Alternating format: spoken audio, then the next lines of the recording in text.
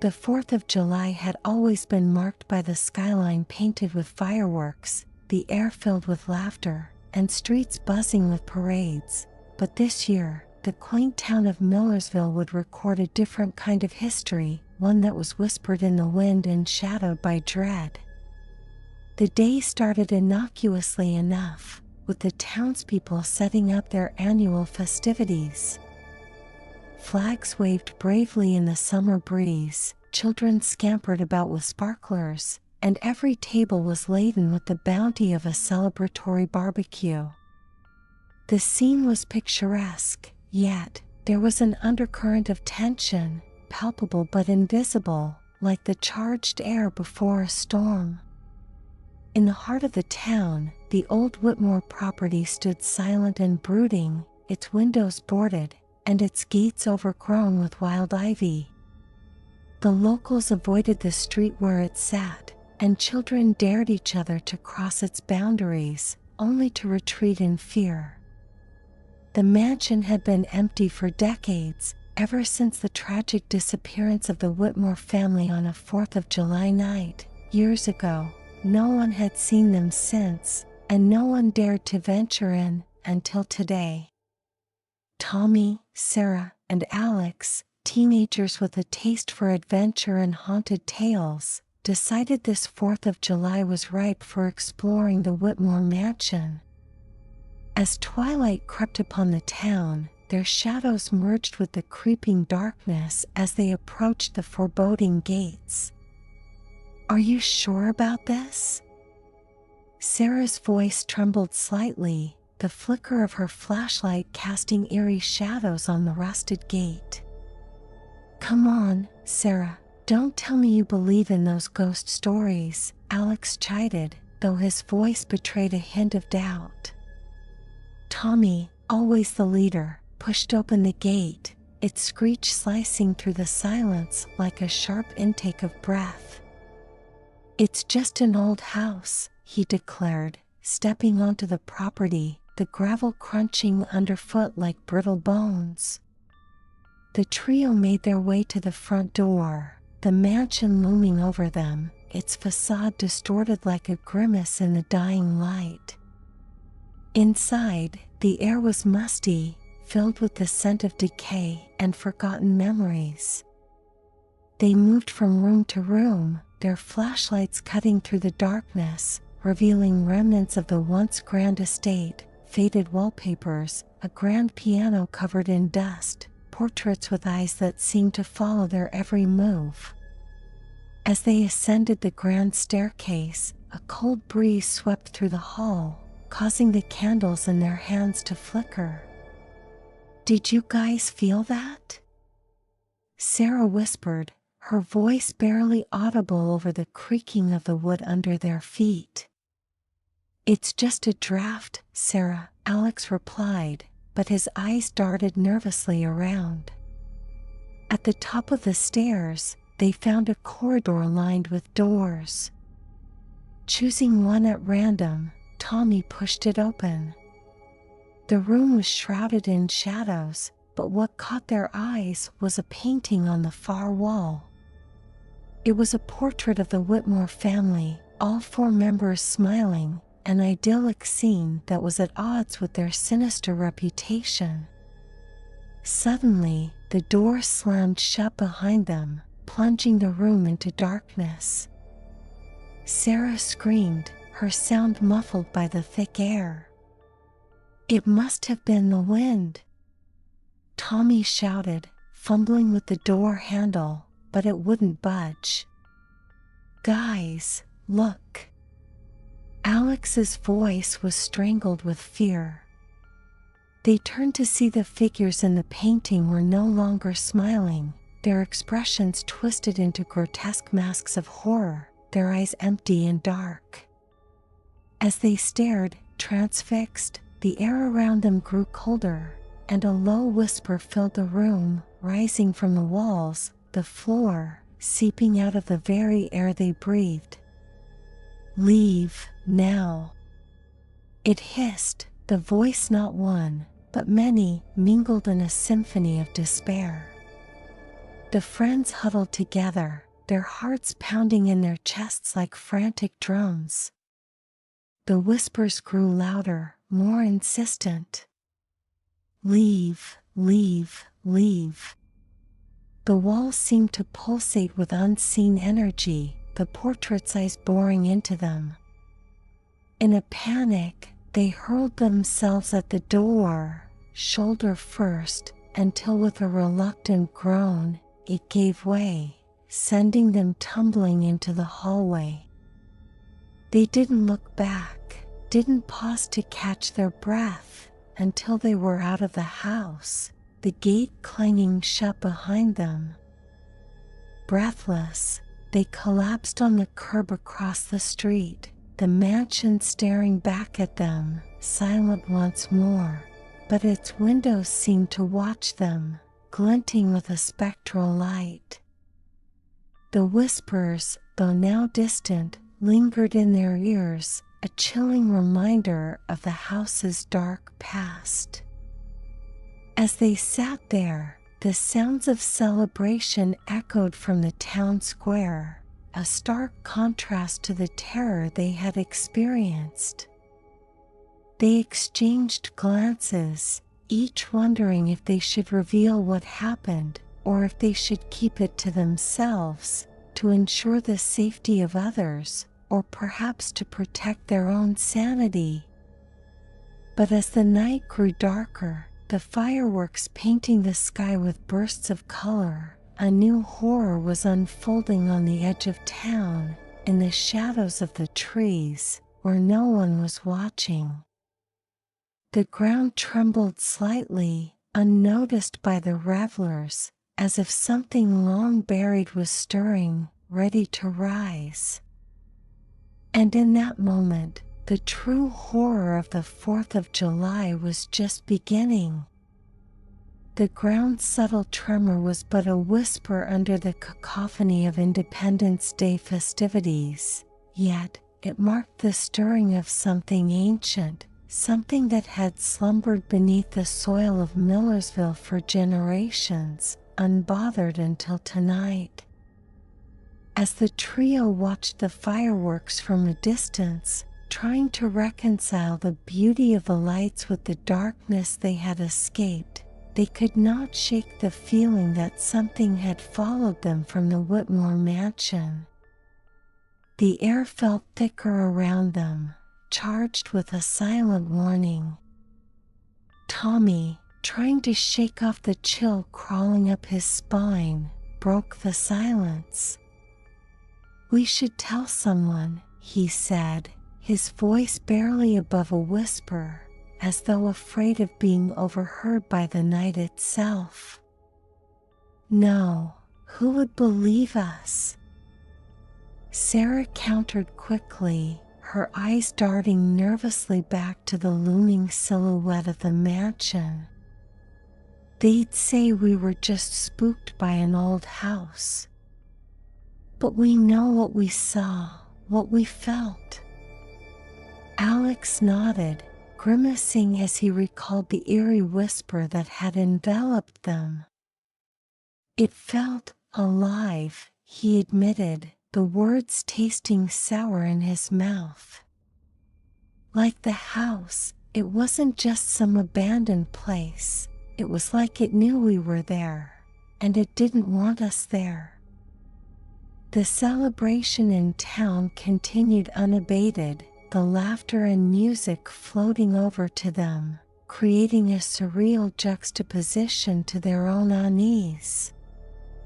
They felt isolated, as if they had crossed into a realm that wasn't meant for them and had come back irrevocably changed. As the last of the fireworks faded into the night, a deep silence fell over Millersville, the kind of silence that amplifies every small sound into a cacophony. In this silence, the faint rumbling beneath the earth grew more pronounced. Dogs in the neighborhood began to bark wildly, and car alarms went off sporadically, as if jolted by an unseen hand. The friends looked at each other, a mutual, unspoken decision made. They stood up, their bodies stiff from tension, and started walking back towards the Whitmore mansion. Each step seemed to echo against the pavement, a stark, rhythmic pounding that matched the increasing beat of their hearts. "Are we really doing this?" Sarah's voice trembled, a mix of fear and resolve etching her features. "We have to know," Tommy replied, his determination masking his fear. "If there's something at that house, something wrong, we can't just ignore it." The walk back to the mansion was torturous. Every shadow seemed to move, every rustle of leaves was a whisper, and the moon, full and bright, cast long, sinister shadows across their path. When they reached the gate, it stood ajar, as if inviting them back into its depths. Taking a deep breath, they entered the property. The ground beneath their feet felt unstable, subtly shifting as if it breathed beneath them. The mansion, in the moonlight, looked more menacing than before, its windows like dark, watching eyes. Inside, the air was colder, denser. They moved through the foyer, their flashlights' beams cutting through the darkness like swords through fabric. The whispering started again, this time more insistent, more coherent. "Below, below." "Below what?" Alex hissed, frustration and fear mingling in his voice. "The basement," Tommy realized suddenly. "We didn't check the basement." Navigating by memory and their dim lights, they found the door leading downwards. It was ajar, creaking ominously as they pushed it open. The stairs descended into pitch darkness, the air growing colder with each step, as if they were walking into the bowels of the earth. Reaching the bottom, their lights revealed a large, cavernous room, the walls lined with old, decaying books and artifacts. In the center of the room, a stone circle was etched into the ground, filled with symbols that seemed to writhe under their flashlight beams. As they approached the circle, the ground vibrated more intensely, and a sound like a heartbeat filled the room, pulsing through the soles of their shoes, through their bones. They could feel it syncing with their own heartbeats, a terrifying realization that whatever lay beneath was alive, aware. Tommy stepped closer to the circle, the symbols glowing faintly as if recognizing his presence. "What is this place?" he murmured, more to himself than to his friends. No sooner had the words left his mouth than the symbols flared brightly, casting the room in a ghastly blue light. The heartbeat sound crescendoed into a deafening roar, and the earth beneath them shook violently. The walls of the basement began to crack, dust and debris falling like rain. "Out, now!" Sarah screamed over the noise, terror lending strength to her voice. They turned to run, but the staircase they had come down was collapsing, the wood splintering under some unseen force. The only way out now was through a small, barred window high up on one wall, barely wide enough for a person to fit through. One by one, they climbed onto the debris, boosting each other up towards the sliver of freedom. As Alex made it through, reaching back to help Sarah, Tommy glanced back at the glowing circle. The floor around it was cracking open, a dark abyss spreading from beneath, as if the house itself was being swallowed by the earth. "Just go!"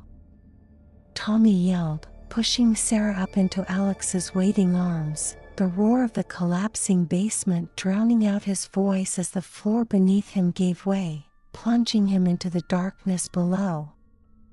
The last thing he heard was Sarah's scream, cutting through the chaos as the light from above disappeared, leaving him in utter darkness, falling deeper into the heart of an ancient horror. The true terror of Millersville was not in the stories told by the fireside, nor in the shadows of an abandoned mansion, but in something far older, buried and forgotten, until now. And as Tommy fell, the earth continued to tremble, the heartbeat louder, more urgent, a drum of doom that echoed through the night, a sinister rhythm that promised more horror to come. Tommy's descent felt eternal, a never-ending plummet through the bowels of the earth that warped both time and space around him. The air was thick and oppressive, filled with a stench of decay and ancient secrets long buried. His heart pounded in his ears, not just from fear, but also from the force of his fall, each moment stretching into infinity as darkness enveloped him completely. Between gasps for breath, Alex and Sarah relayed their story, the words tumbling out in a frantic rush. Sheriff Collins listened, his expression growing increasingly grave. "Back to the Whitmore place, huh?" he muttered, more to himself than to them. "I always knew something wasn't right about that house." Mobilizing a rescue team took less than an hour, the sheriff's deep-seated concerns about the Whitmore property pushing him to act quickly. Armed with more powerful lights and tools, they returned to the mansion, the sheriff leading the charge with a grim determination. As they approached the dilapidated building, the ground still bore the scars of the night's earlier tremors.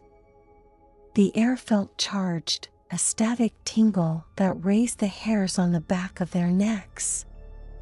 Meanwhile, deep below, Tommy edged closer to the glowing water, his mind swirling with fear and fascination. He reached out, his hand hovering over the luminescent liquid, when suddenly, the surface rippled as if disturbed by an unseen presence. Frozen with fear, Tommy watched as the water began to churn, and from its depths, a figure slowly emerged, its features obscured by the water and shadow, but its intent horrifyingly clear. Tommy staggered back, his heart thundering in his chest, as the figure advanced, the glow from the water casting nightmarish reflections on the cavern walls.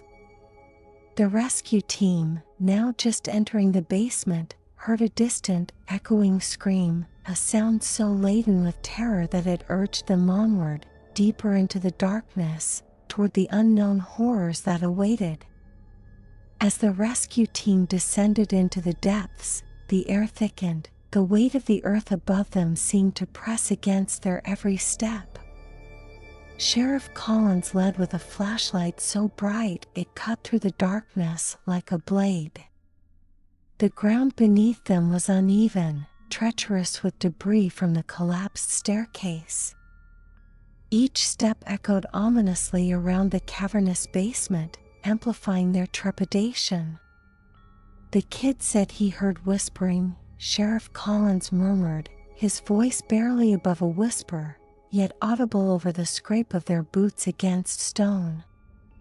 "Keep your ears open and watch your step. We don't know what we're dealing with here." Above, the moon hung heavy in the sky, casting a silver light that seemed too weak to penetrate the shadows that clung to the Whitmore mansion.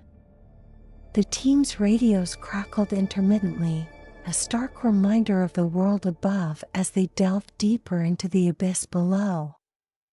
Meanwhile, Tommy, heart racing, backpedaled as the figure emerged fully from the water. It was a spectral vision, draped in the remnants of a once elegant gown, its features blurred but its eyes, a piercing, unnatural blue, locked onto Tommy with an intensity that froze him in place. The figure reached out a hand, not in malice, but in pleading, a silent, desperate gesture that spoke of centuries of sorrow. I don't understand," Tommy stammered, his voice echoing in the cavern. The figure paused, and the water around her stilled. Slowly, the air around him filled with whispers again, not menacing this time, but melancholic, echoing with the pain of ages past. "You must help us, free us." The voice was a mere breath, yet it carried the weight of untold stories, of lives cut short and spirits bound to the cold dark. Back in the tunnel, the rescue team paused, a collective sense of unease washing over them as they too began to hear the whispers. "Did you hear that?" one of the deputies whispered, his flashlight trembling in his grip. "Yes," Sheriff Collins replied, his own voice tense. "Keep moving. We might be close." They rounded a bend, and the underground lake came into view, its surface aglow with an ethereal light. On the ledge, they saw Tommy, standing frozen, facing the ghostly figure that seemed to emanate light and sorrow in equal measure. Above ground, Alex and Sarah clung to each other, their bodies half hanging from the narrow window of the basement, gasping for air as if they had surfaced from deep water. The mansion above them groaned and creaked, as if it were alive and in pain, the ground still shaking, though less violently now. "Tommy!" Sarah's voice cracked as she screamed into the darkness below. No reply came, only the echo of her own voice returned, twisted and distorted by the cavernous space beneath them. Tears streaked her face as Alex tried to pull her further out, urging her to leave the impending collapse. "We can't leave him," she protested vehemently, trying to see through the dust and darkness for any sign of Tommy.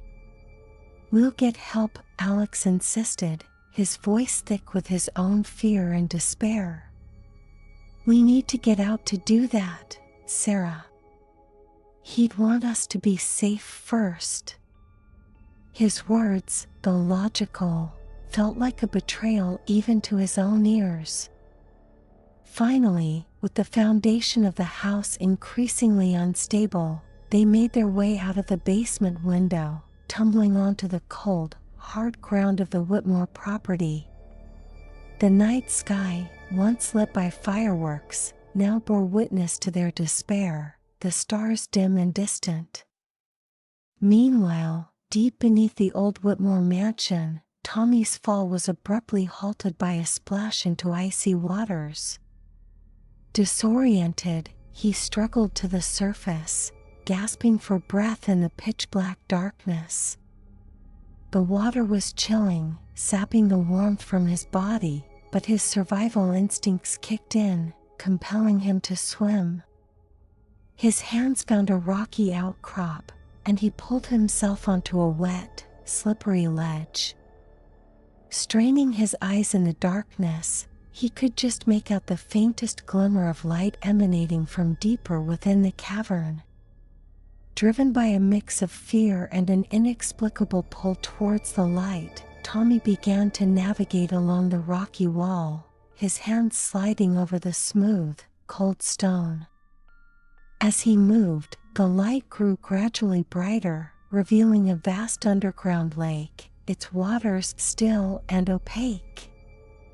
The light source was not electric nor fire, but rather seemed to be emanating from within the water itself, a soft, eerie glow that painted everything in an otherworldly blue.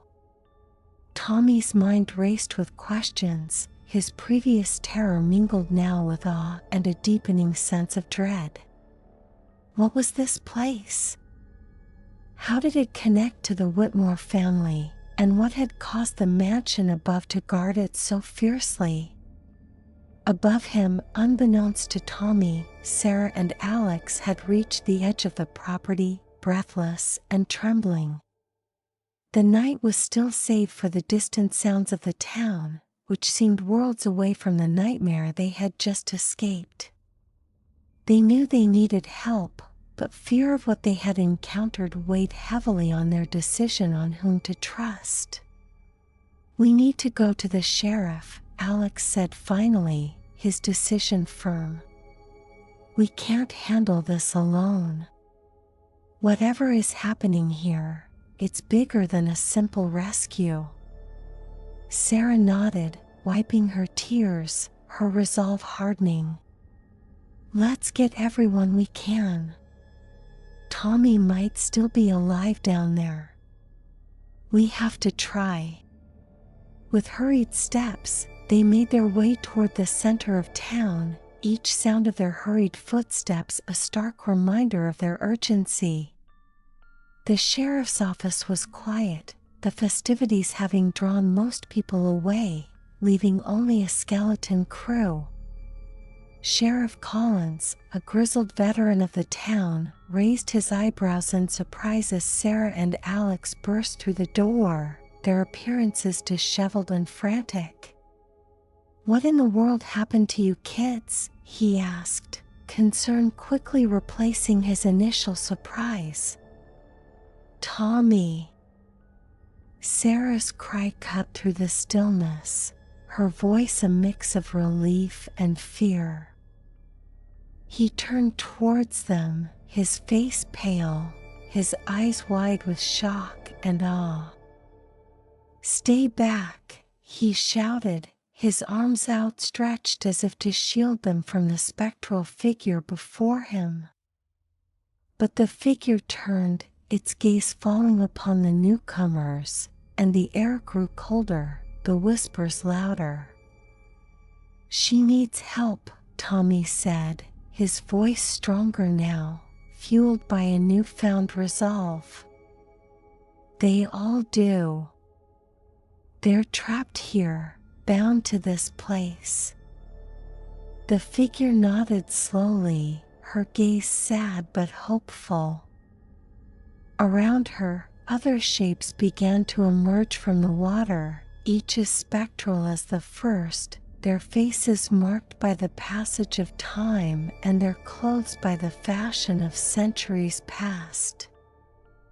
"They were the original inhabitants of Whitmore," Tommy continued, piecing together the whispers into a narrative. "Something happened, something terrible that left them bound to this place, unable to move on. The sheriff, a man of action more than belief, hesitated, his skepticism battling with the evidence of his eyes. "And what can we do?" he asked, his voice echoing slightly in the cavern. "The circle," the spectral lady pointed to the stone-etched circle in the center of the cavern, its symbols glowing faintly. "It binds us. Release us, please." Understanding dawned on Sheriff Collins, and he nodded slowly. "All right, let's see what we can do." Together, the team approached the circle, cautiously, aware of the eyes that watched them, filled with centuries of sorrow and hope. Tommy knelt by one of the symbols, tracing it with his fingers. As he did, the light grew brighter, the air warmer. "We need to break the circle," he said, looking up at the sheriff. "We need to disrupt the pattern, break the binding." Each member of the team took a position around the circle, their hands touching the cold stone. "On my count," Sheriff Collins said, his voice firm. 1, 2, 3. Together, They pushed against the stone, and as they did, the air erupted with light and sound, the whispers crescendoing into a mighty roar. The figures in the water began to fade, their faces breaking into smiles of relief and gratitude as they dissipated into the light, their forms becoming less and less substantial. As the light died down, the cavern was silent, the water still. The circle's symbols were now dark, inert. Tommy stood slowly, his body aching but his heart light. "They're gone," he said, almost in disbelief. "They're free." The rescue team, even the skeptical sheriff, looked around in wonder, the reality of what had occurred settling in. They had come to rescue a boy, but had ended up freeing souls trapped for centuries. As they made their way back to the surface, the first light of dawn was breaking over the horizon, painting the sky in hues of orange and pink. Millersville would wake to a 4th of July like no other, unaware of the events that had transpired beneath their feet. And as they emerged from the Whitmore mansion, the house seemed less menacing, almost peaceful, as if it too had been freed from a long-standing burden. As the first rays of dawn kissed the horizon, the town of Millersville slowly stirred to life, oblivious to the night's spectral liberations. The Whitmore mansion, once a brooding sentinel, now seemed merely an old structure, its sinister aura lifted with the freeing of its bound spirits. Tommy, Sarah, Alex, and the rescue team emerged from the mansion's shadows, their faces weary but touched with an unspoken understanding of the depth of what they had experienced. The air was fresher, as if the very atmosphere had been cleansed along with the souls of the departed. Sheriff Collins, a pragmatic man, found himself grappling with the reality of the supernatural events he'd witnessed. "I'll have to report this," he mumbled, scratching his head, "though I doubt there's any protocol for ghostly liberations." His attempt at humor did little to mask the awe in his voice. As they walked back towards the town, the group remained silent, each lost in their own reflections on the night's events. Tommy glanced back at the mansion one last time, feeling a mix of relief and melancholy. "They're at peace now," he whispered, more to himself than to anyone else. Sarah nodded, squeezing his hand. "And maybe the town will be too," she said, hoping that the end of the Whitmore curse would mean a new beginning for Millersville. When they reached the town square, they found that the 4th of July festivities were winding down, the remnants of fireworks littering the streets, a stark contrast to the stillness of the early morning.